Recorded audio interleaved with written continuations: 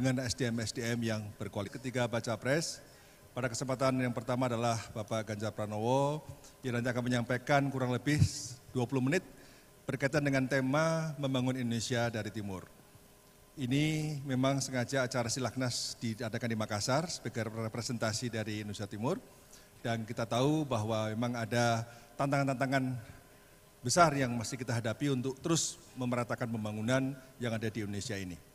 Hadirin sekalian yang berbahagia, pemaparan ini akan disampaikan langsung oleh Bapak Ganjar Pranowo selama kurang lebih 20 menit, yang kemudian kurang lebih 20 menit akan dilakukan tanya jawab kepada para panelis dari unsur Dewan Pakar.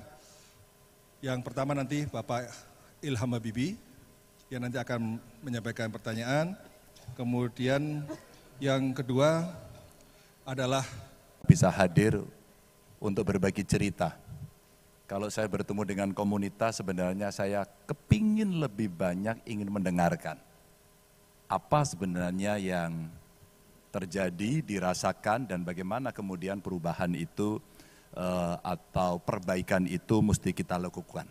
Dan inilah forum yang menurut saya sangat penting karena Ijmi tadi sudah disampaikan, salah satu ciri intelektual adalah kita berintegritas, kita mesti jujur, meskipun itu pahit harus diceritakan, meskipun itu gagal harus diceritakan. Lalu bagaimana menjadi manis dan berhasil, itulah proses intelektualitas yang kemudian harus. Semua tidak ada yang tahu apa perintah konstitusi bagaimana kita memanfaatkan sumber daya alam kita dari pasal 33 ayat 3. Lanjut. Maka kalau kita berangkat dalam lingkungan kita serius, dan kemudian banyak orang yang protes, apakah ekonomi kita cukup bisa memberikan keberlanjutan dalam pembangunan, cukup hijau, yang di laut cukup biru, atau sebenarnya hitam dan rusak.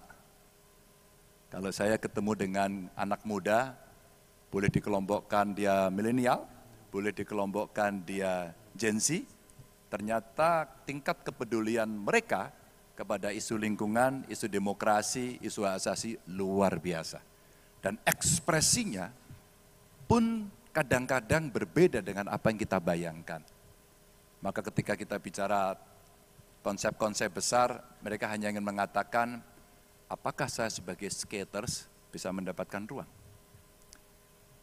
Baju saya ini Bapak Ibu dibuatkan oleh anak-anak Gen Z yang punya startup fashion. Apa dek, apa bro problemmu? Dia sampaikan dengan sangat gampang. Saya tidak bisa mengakses keuangan dan kredit. Lalu apa problemmu? Padahal sudah ada aturannya bahwa IP yang kita bikin itu sebenarnya bisa dijadikan kolateral. Pertanyaannya, kenapa aturan ada, perbankan nggak mau mengeksekusi? Kami bicara kemarin dan melihat apa yang terjadi, karya-karya anak muda bangsa ini dahsyat sekali. Saya ambil satu contoh fashion saja. Ada alas kaki, ada baju, ada desain. Ada juga kemarin yang menceritakan bahwa dia modif kendaraan bermotor. Dan hari ini dia terbentur kepada aturan regulasi yang sangat rigid, kemudian dia tidak bisa berkembang. Contoh kecil diberikan, dia memodifikasi motor agak kuno, mobil.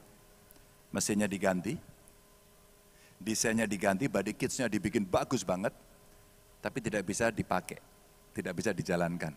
Karena apa? Nomor rangka, nomor mesin berbeda. Dan kita tidak ada solusi untuk itu. Kita melarang. Apa yang terjadi Bapak Ibu? Mobil itu dibeli oleh orang asing. Kira-kira dia bangun itu habis katanya sekitar 700 sampai 800 juta. Kemudian dibeli oleh orang asing kurang lebih sekitar 6 miliar. Dan kemudian dibawa ke luar negeri. Di luar negeri karena orang Indonesia sangat kaya, pikniknya ke luar negeri. Melihat mobil itu dan dia tawar dibeli. Kira-kira dibeli 15 miliar dan dibawa ke Indonesia. Bapak Ibu, kita lupa, kita tidak mengingat bahwa anak-anak muda kita punya kreativitas yang hebat. Tapi regulasi tidak mau mengcover itu. Konyol. Nah, saya mau cerita ini, saya mau cerita dari Blue dulu. Karena di Makassar ini pelautnya the best. yang mengarungi dunia. Ini salah satunya adalah pelaut dari Makassar sampai ke Afrika Selatan, sampai ke Australia ya. Itu cerita yang tidak bisa dilawan. Maka kalau saya sampaikan dalam paparan ini, ada 77% wilayah laut dan perairan kita, itu kita akui, namun sektor maritim ini hanya berkontribusi 7,6%. Waktu saya mendengarkan pidato pengukuhan Prof. Haris Satria, saya jatuh cinta pada paparan beliau. Wah, bagaimana, tidak usah terlalu keras, tepuk tangannya, saya tidak menyediakan sepeda di sini. Biasa aja, intelektual itu kalau disanjung-sanjung biasa. Politisi lah kadang-kadang melayang gitu. Biasa aja, Prof. Ari ini udah biasa disanjung kok. Dikritik juga sering ya Prof ya. Beliau sampaikan bagaimana IPB akan menjadi bioscience university. Sesuatu menurut saya yang menerobos maju ke depan. Dan itu Bapak Ibu hampir terjadi hari ini dan kita belajar dari kasus COVID kemarin. Dengan santai beliau antar saya keliling-keliling, Pak Ganjar kita mau buat kaca bahannya dari kayu gitu ya Prof, tak inget-inget ya Prof. Hampir-hampir para penelitinya putus asa tapi dia bilang ini tantangan gitu. Itu yang saya suka gitu. Bahwa kita tidak berhenti pada saat kita lelah, tapi kita akan berhenti pada saat kita berhasil. Bukan karena kelelahan yang membuat kita berhenti, tapi achievement motivation sampai pada titik tertentu agar kita bisa maju. Nah ini salah satu contoh dari 77% dan 7,6%. Tentu ilmuwan, teman-teman HMI pasti punya gambaran ini. Bapak Ibu nggak usah mendebat saya.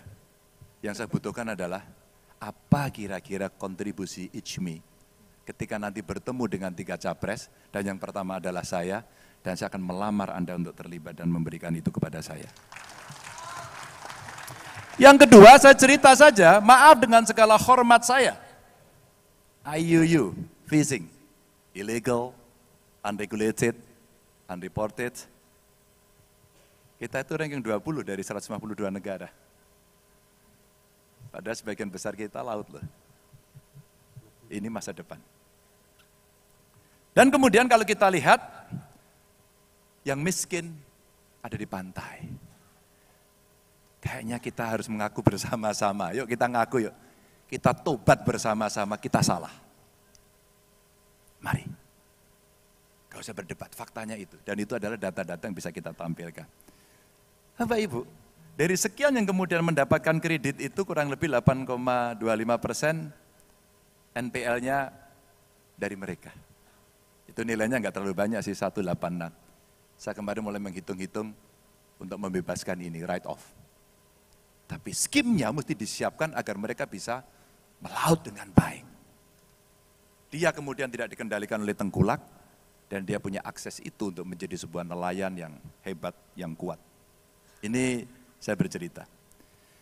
Satu, data tangkapan dan stok ikan nasional, solar subsidi, cuaca, dan distribusi menjadi indikator-indikator yang coba kami rekam, yang itu menjadi persoalan mereka. Saya hakul yakin di sini banyak ahlinya di situ. Mudah-mudahan mulai terganggu dan tergoda untuk memikirkan, ya kira-kira ini bisa kita selesaikan dengan cara-cara mungkin baru atau cara lama yang diperbaiki. Dan tentu saja penegakan dan pembatasan penangkapan ikan kecil ini yang selalu coba kita lakukan untuk memberikan penjelasan kepada industri industri perikanan tangkap, untuk kemudian mereka bisa memilih, terus kemudian bisa sustain. Ya ada kontroversi model Bu Susi waktu itu dengan cantrang yang sangat luar biasa, ganti menteri kemudian berdebat panjang, dan yang terjadi yang saya dengarkan saling menyalahkan. Bahwa sudah ngaku bersama-sama. Ya kita salah merencanakan, itu jauh lebih baik. Daripada kemudian saling tunjuk dan akhirnya nelayan kebingungan karena dia kemudian tidak bisa mendapatkan kepastian.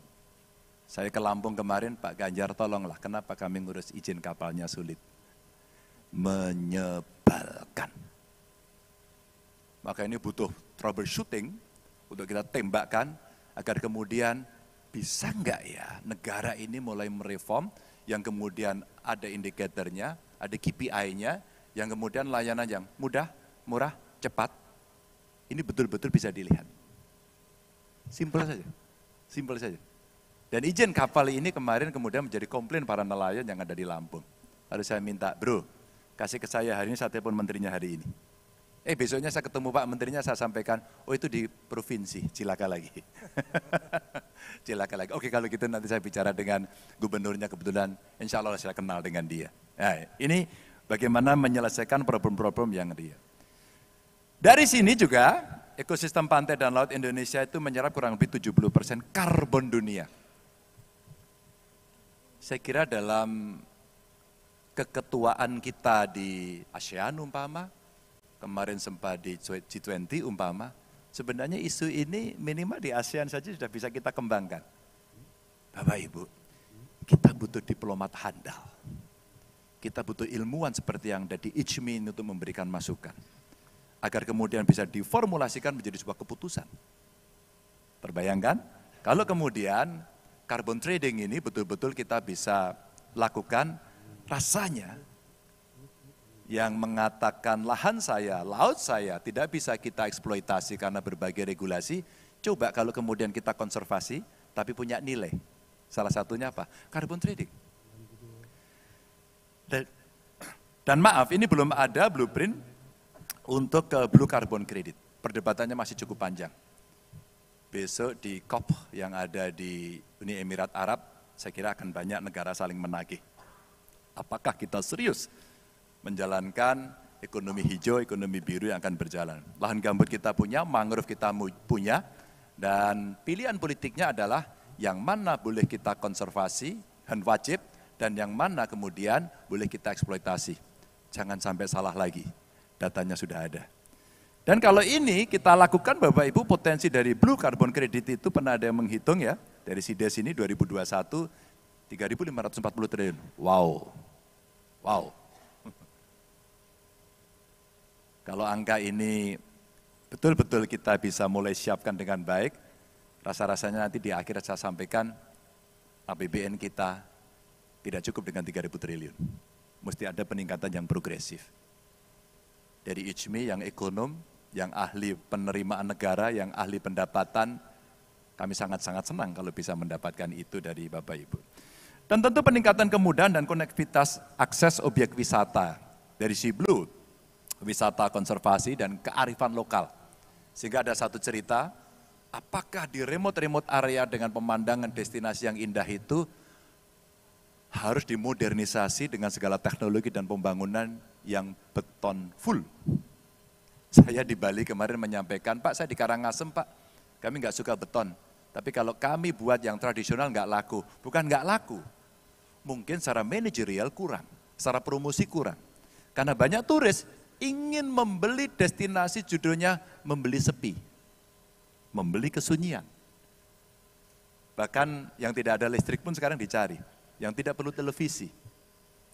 Dia hanya butuh mendengar ketenangan, suara jangkrik, suara burung, atau suara gelombang laut. Bapak Ibu, dan kita punya banyak sekali pada soal itu. Ini wisata konservasi dan kearifan lokal. Maka untuk itu butuh skill set. Ada vokasi, sekolah vokasi tentu untuk meningkatkan keterampilan dan cepat. Teknik lingkungan menjadi penting untuk kita berbicara bagaimana mengkonservasi dan ketika membangun betul-betul ini tidak melukai. Dan terakhir tentu soal problem ekonomi dan manajerialnya. Lanjut. Bapak Ibu yang sangat saya hormati, apakah sudah makan? Yang belum makan angkat tangan. Angkat tangan coba. Maksudnya saya sendiri ini, maksudnya gitu. Siapa tahu habis ini, kalau sini ya di Makassar, no.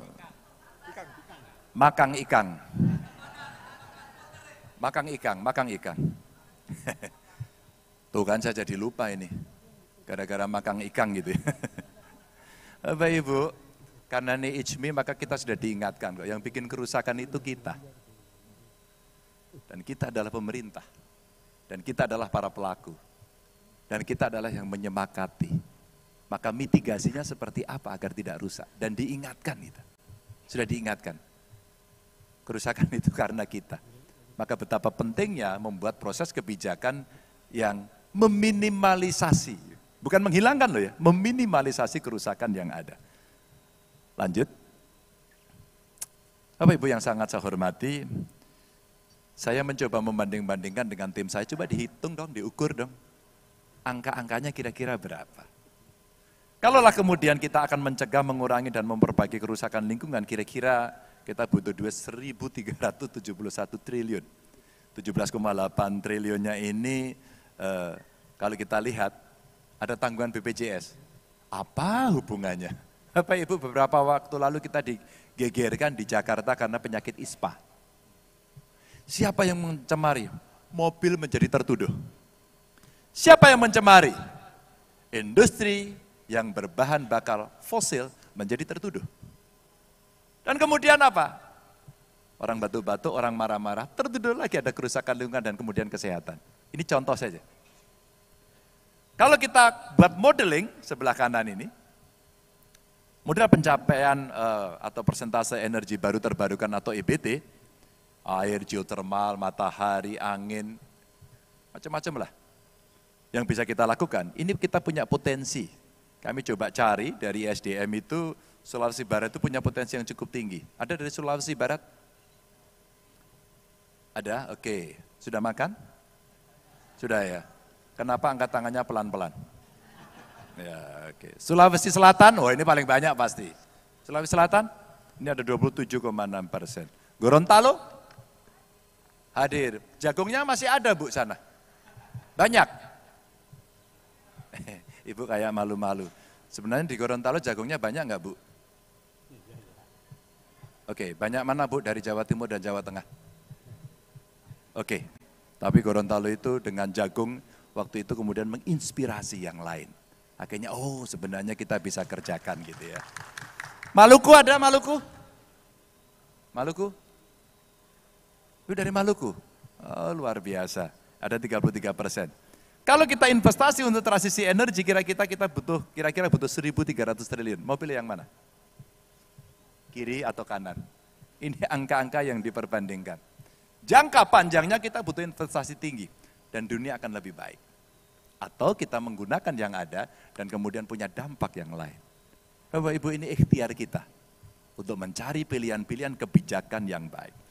Dan tentu saja kalau kita ngambil yang kanannya Bapak Ibu, 1.300 triliun untuk investasi transisi energi nasional hingga 2030 kira-kira, maka potensi lapangan pekerjaan akan terserap 3,7 juta.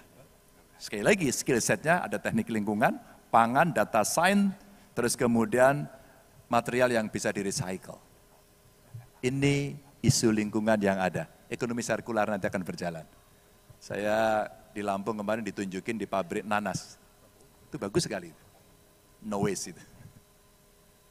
Jadi tidak ada yang tidak digunakan, mulai dari sawitnya, terus kemudian ada nanas di sana dan semua diolah untuk pakan ternak, dia pelihara sapi, sapinya kotorannya diambil, berputar terus.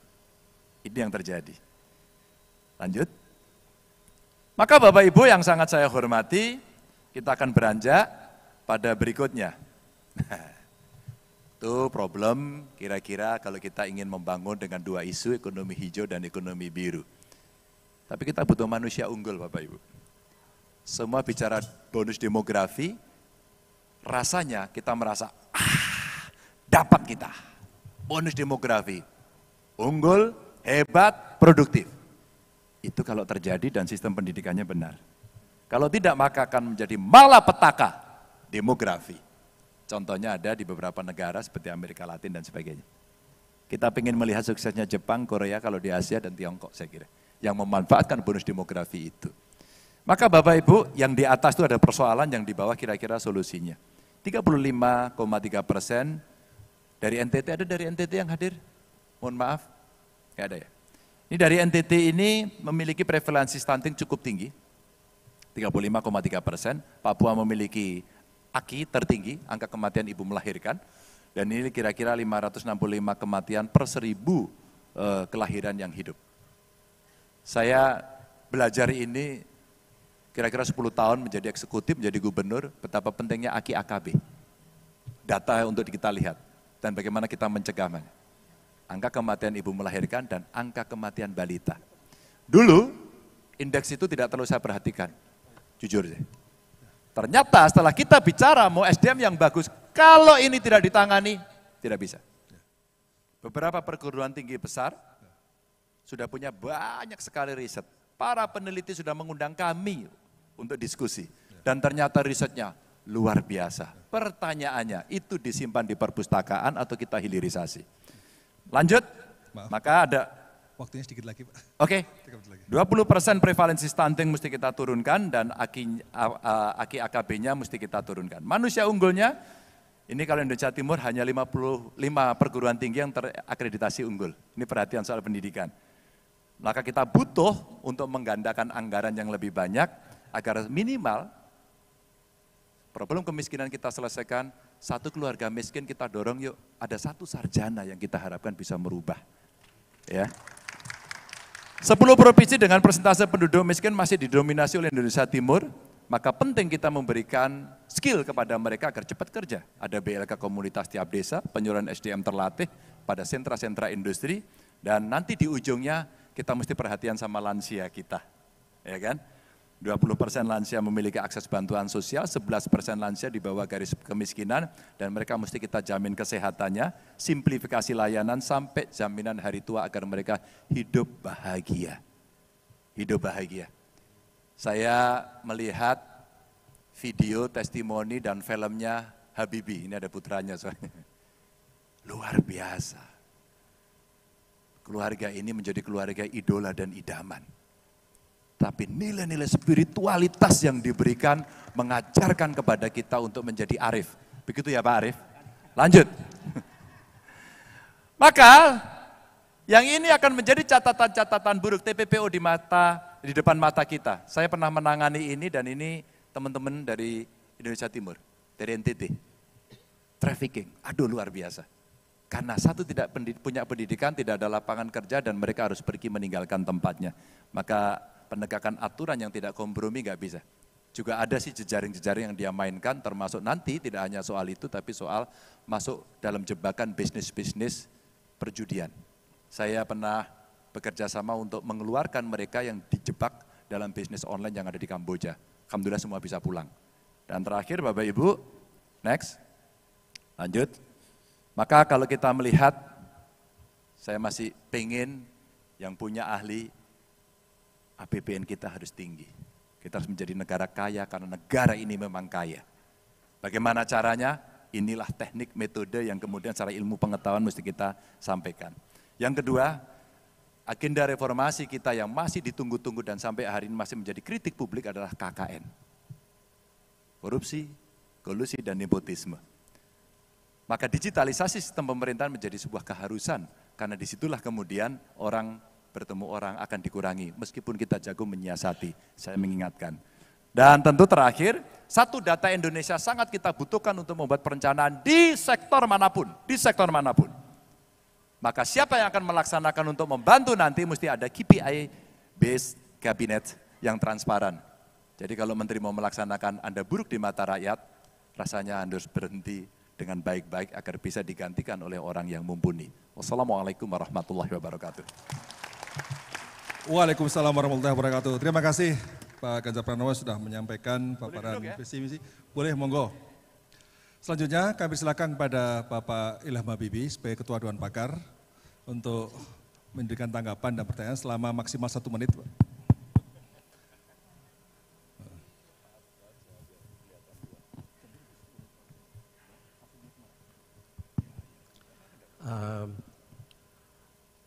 Pak Ganjar yang saya hormati, Assalamualaikum warahmatullahi wabarakatuh. Terima kasih atas paparan yang sangat inspiratif dan informatif, dan saya akan juga bertanya dalam kaitan seperti tadi dipaparkan, jadi memang fokus ke Indonesia bagian timur. Kita sama-sama ketahui bahwasannya untuk mencapai tujuan kita bersama, yaitu adalah Indonesia emas pada tahun 45, di mana kita mau menjadi negara daulat, maju dan berkelanjutan. Kita harus genjot, benar-benar genjot gaspol untuk ingat apa itu istilah yang digunakan oleh Bapak, industrialisasi. Saat ini kita lihat gejala deindustrialisasi sudah beberapa belas tahun, selalu pertumbuhan industri di bawah pertumbuhan ekonomi, tapi untuk kita bisa benar-benar menjadi negara maju, kita harus lihat contoh yang nyata yang kita lihat di depan mata kita, yaitu di Indonesia Timur atau Tenggara, semuanya kuat di industri. Nah, kalau kita menerapkan gambaran itu kepada Indonesia bagian timur, maka kita sudah lihat di sini ada benih-benih dari industrialisasi sudah kelihatan, yang saya sebut di sini sebagai hilirisasi. Tadi Bapak juga memberikan beberapa contoh lainnya terkait dengan ekonomi biru, ada juga hal terkait dengan EBT, energi baru dan terbarukan. Nah, bagaimana menurut Bapak? Tapi di sini masih ada ganjalan. Yang kita lihat di Indonesia Timur, ada investor-investor cukup besar yang masuk ke Indonesia Timur. Ini Indonesia bagian yang sangat kaya dengan sumber daya alam, tapi yang untuk memeratakan hasil daripada ekonomi itu belum terlalu kelihatan. Jadi ada kesenjangan, dan juga pelaku-pelaku industri ekonomi itu sering bukan datang dari Indonesia Timur, datang dari Jawa atau dari luar Indonesia bahkan. Jadi manfaat buat Indonesia bagian timur dari segi industrialisasi, kalau kita lihat status quo hilirisasi saat ini memang baru permulaan, saya akui ini masih awal, early days. Tapi bagaimanapun ya ke depannya itu bagaimana kita bisa kita bisa mendapatkan apa yang kita harapkan. Dan bagaimana, karena ini ICMI itu sebagai informasi Pak, banyak sekali rektor dan akademisi, banyak juga yang mantan birokrat, banyak aktivis. Dan yang saya lihat di Indonesia, kalau kita lihat kelemahan industri kita apa? Kurang kerjasama dengan sektor akademia. Jadi pertama, orang yang lulusan itu belum tentu siap kerja atau cocok apa yang diperlukan di industri. Dan kedua, kelemahan kita memang di penelitian. Tadi Pak Ganjar juga menekankan sains dan teknologi. Kita masih lemah Pak. Kepengeluaran daripada Indonesia cuma 0,1% kira-kira dari PDB. Buat negara sestatus kita mestinya minimal 1%. Kalau kita tidak lakukan itu dan 80% dari 0,1 itu datang dari pemerintah, mestinya banyakkan dari swasta atau industri. Baik. Bagaimana? Nah, ini kurang lebih Pak. Baik. Terima kasih. Terima kasih Pak Ilham. Yang kedua, Pak Aris Munandar. Kami silakan langsung.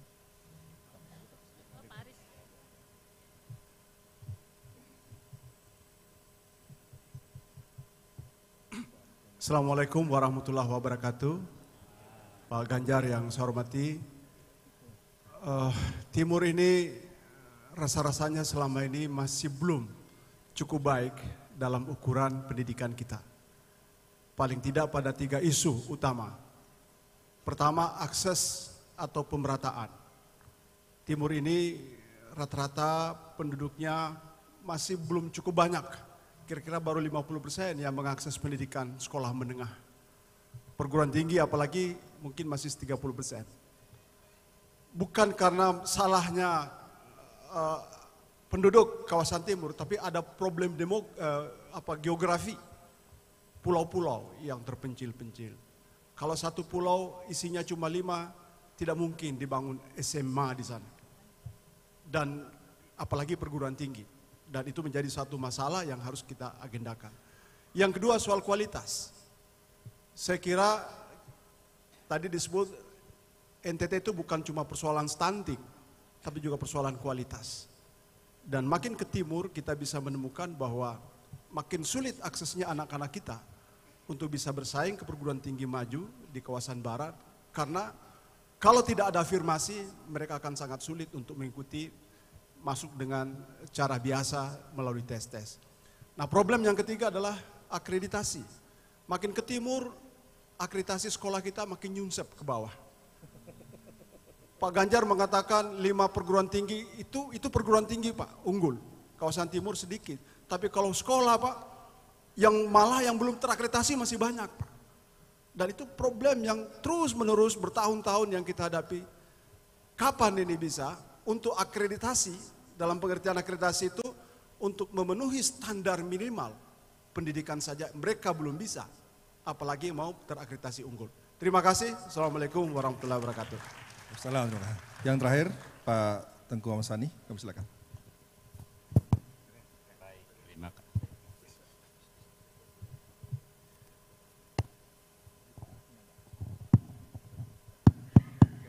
Tes.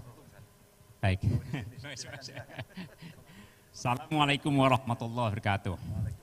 Alhamdulillah wa syukurillah, tadi saya sudah mendengar presentasi yang sangat luar biasa dari capres kita Pak Ganjar Pranowo ini.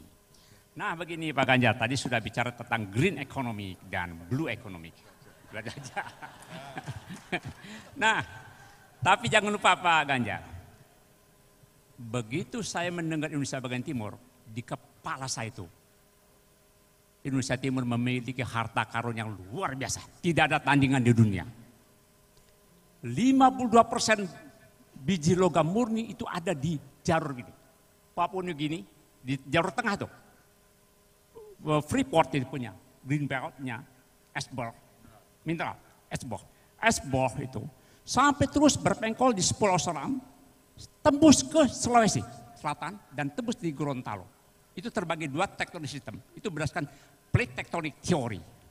Dan itu yang kami ajarkan di ITB, saya di Fakultas Teknik Pertambangan dan Mineral dan Perminyak ITB selalu mengajarkan pada mahasiswa konsep itu, plate tectonic theory itu. Begini, berdasarkan penelitian dunia tahu bahwa Papua memiliki 1,87 miliar ton logam murni, emas. Ini adalah emas terbesar dunia, maka Freeport berada di situ. Maka berusaha Newmont berada di sana, Barrick Gold berada di sana untuk mencari itu namanya emas, karena tektonik teorinya ada begitu mengatakan. Dengan demikian, di sana itu bukan saja emas, bukan saja tembaga, no, banyak mineral lain. Maka wajib nanti presiden ke depan, kalau Pak Ganjar dia presiden, buat MU harus buat smelter. Karena di dalam dengan smelter diketahui itu banyak logam, bukan saja emas dan tembaga, tapi itu ada titanium, ada germanium, ada litium yang nilai yang sangat mahal untuk yang baterai yang diperebutkan sekarang itu. Itu 52% ada di Papua. Oleh karena itu, dan ini sampai ke Sulawesi Selatan itu menyebar begini, tektonik sistemnya menyebar. Itu di bagian tengah dan utaranya. Di bagian selatannya itu adalah jalur gas terbesar di dunia. Gas terbesar di dunia. Ini penting untuk masa depan kita. Tapi yang ketiga, jangan lupa begitu MOU dibuat dengan negeri asing atau investor, bangun infrastruktur oleh mereka. Jangan oleh kita. Kan itu investasinya luar biasa besar dan income-nya mereka luar biasa besar. Itu Pak Ganjar. Jadi demikian kalau nanti istilahnya metallogenic province nama istilahnya. Metallogenic province. Itu jadi dalam konsep metallogenic itu ada provinsi-provinsi bagaimana mineral itu terbentuk. Dan nanti ke depan saya akan beritahu dengan realnya bagaimana pemetaan itu bisa dilakukan. Demikian, terima kasih. Wassalamualaikum warahmatullahi wabarakatuh. Waalaikumsalam warahmatullahi wabarakatuh. Kami silakan kepada Pak Ganjar, ada waktu kurang lebih sekitar 15 menit untuk bisa berikan, sekitar 10 menit untuk berikan jawaban. Setelah itu baru kita akan foto bersama. Silakan Pak. Pak Jimli sudah selesai? Sudah selesai? Oh belum ya. Orang paling populer sekarang namanya Jimli Asidiki. Semua menunggu gitu kan, jadi ya, enggak ada hubungan sama apa-apa kok, ini menunggu karena dari tadi belum kelihatan, saya pengen salaman begitu. Makasih Pak. Ini loh yang saya suka itu. Pak Sani habis ini minta nomor teleponnya ya Pak ya. Bapak kacamatanya baru Pak ini Pak. Itu masih ada merek, enggak masih ada mereknya ini. Oh ya. Baru beli, ini murah memang ini. Iya ini, main basket. Bayangkan, senior masih main basket, masih olahraga, investasi kesehatan yang hebat.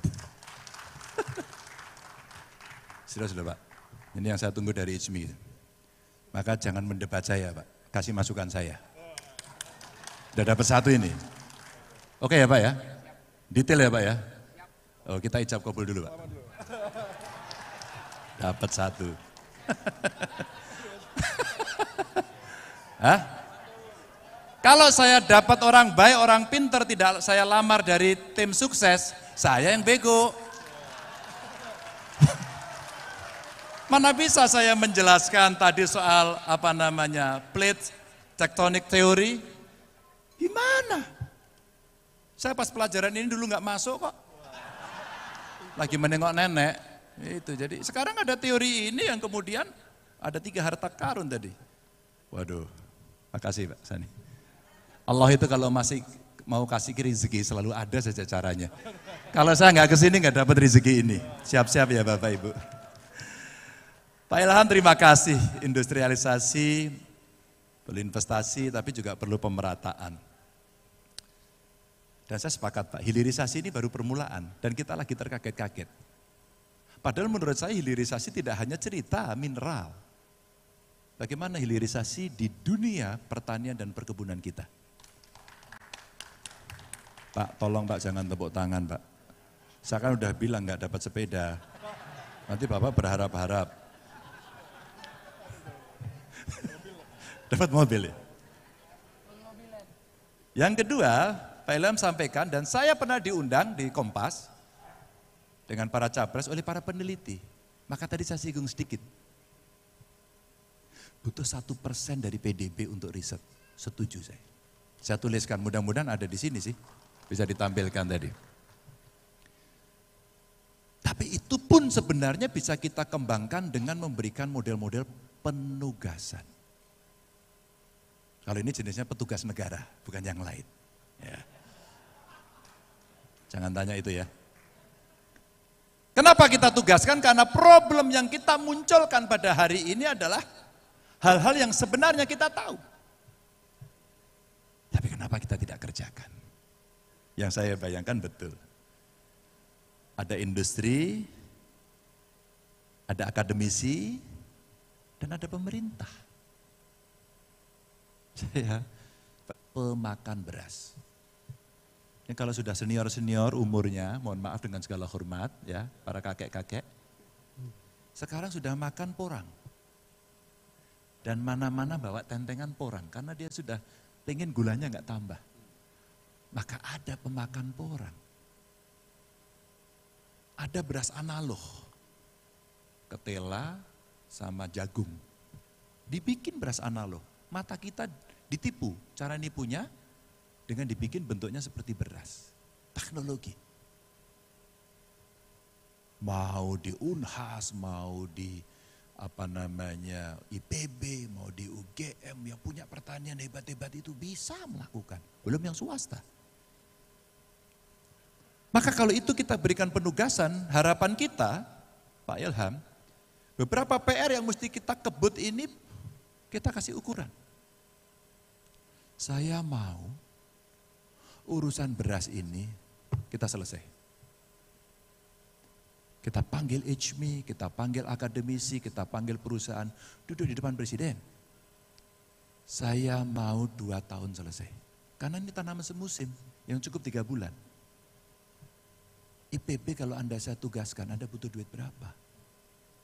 Jadi tertuduh, kamu yang tidak menciptakan tukang tapi menciptakan karakter. Maka Pak, sebelum pandemi saya membuat sekolah virtual Pak. Tahu Pak gara-garanya Pak Aris? Karena saya menemukan anak gak boleh sekolah sama orang tuanya. Suruh ikut bekerja, membantu orang tuanya. Maka saya bilang, udah kamu sekolah di rumah. Saya belikan handphone, kemudian dibuatkan modul Pak. Kemudian dia belajar sendiri, kalau kamu sulit dan harus ketemu guru, kamu ke sekolah terdekat. Bapak Ibu maaf dengan segala hormat. Saya bisa di-challenge setiap saat. Ganjar gak ikut aturan, saya bilang gak apa-apa. Karena aturannya begitu rigid sehingga kita tidak luas.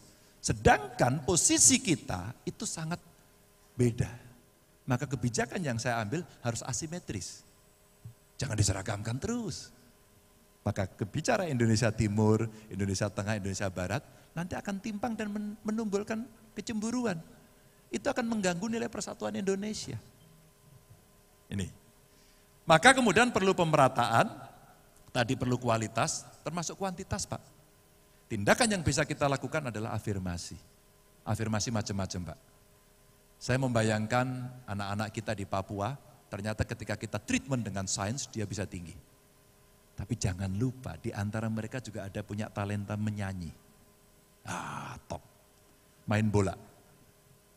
Di NTT orang bilang, sapi main bola. Sapinya main bola gitu. Ternyata saya pergi main bola gitu kan. Main bola, atletik, mungkin main basket dan sebagainya. Kena anak unggul.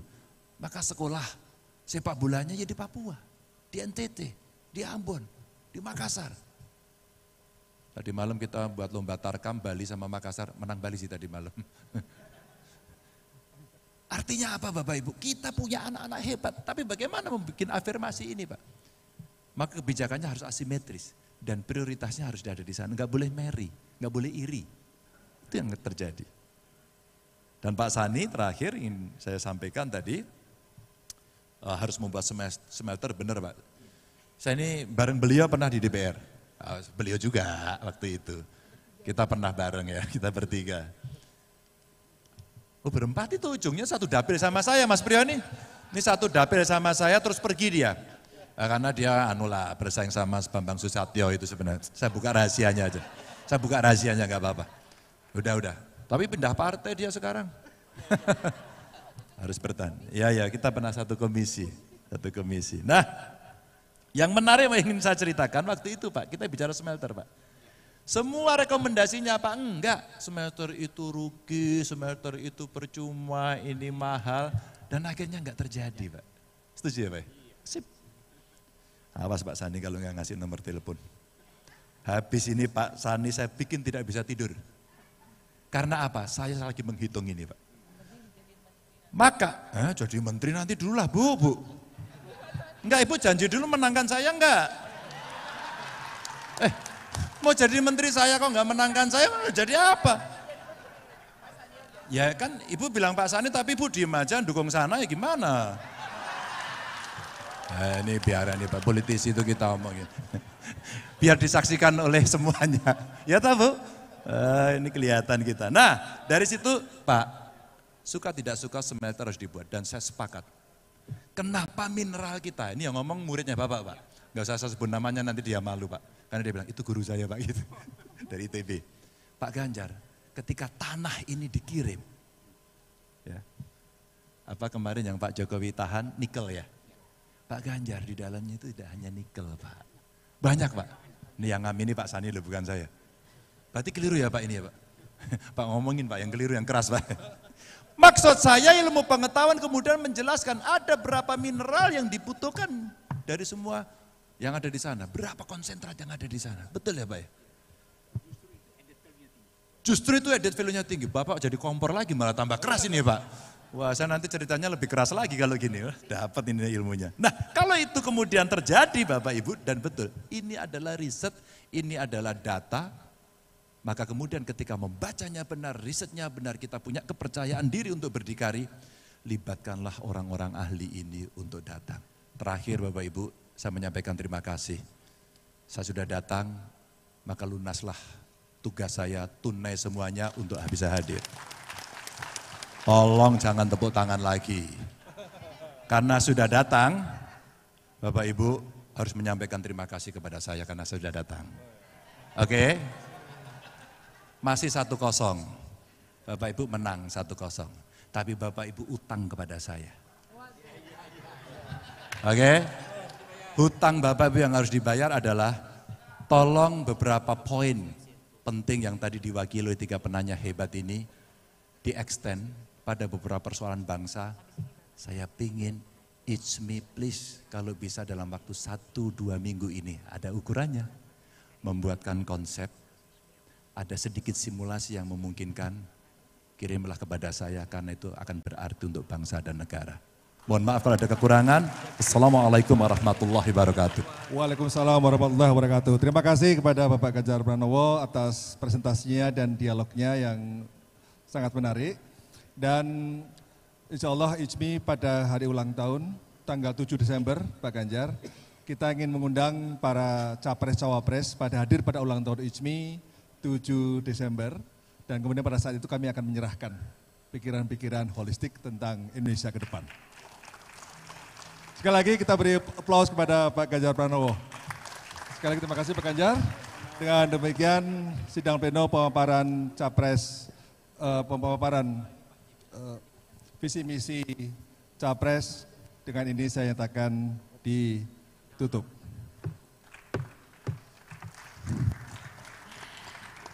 Dilanjutkan dengan penyerahan plakat dan buku dengan judul Demokrasi dan Masa Depan Kedaulatan Indonesia.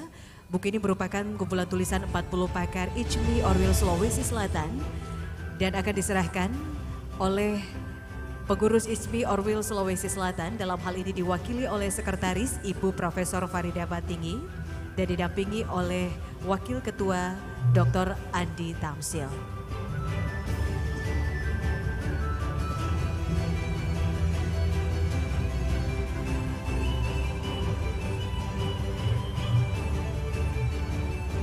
Mohon perkenan Bapak Ganjar Pranowo.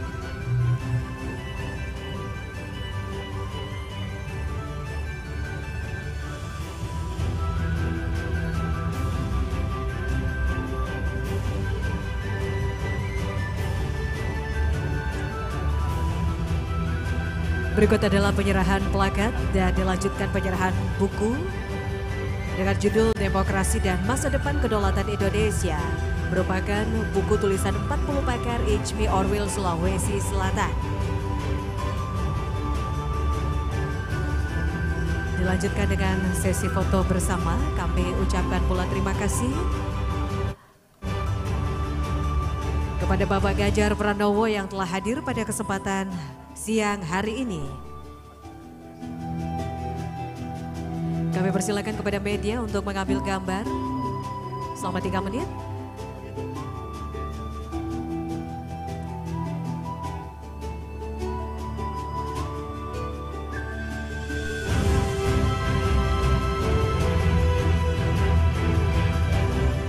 Kami persilakan para media untuk mengambil gambar.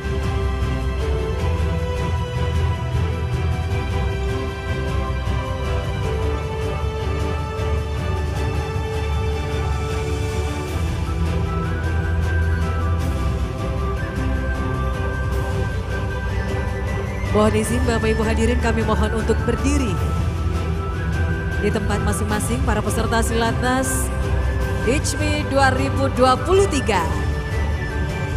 Boleh melambaikan tangan ke arah kameramen sebagai bentuk semangat dari silaturahmi kerja nasional Ikatan Cendekiawan Muslim se-Indonesia tahun 2023.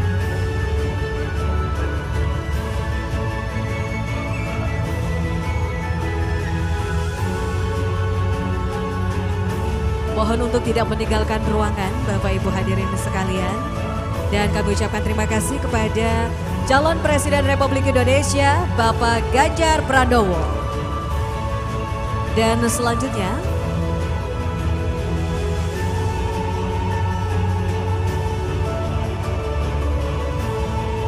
para hadirin kami persilakan untuk duduk kembali.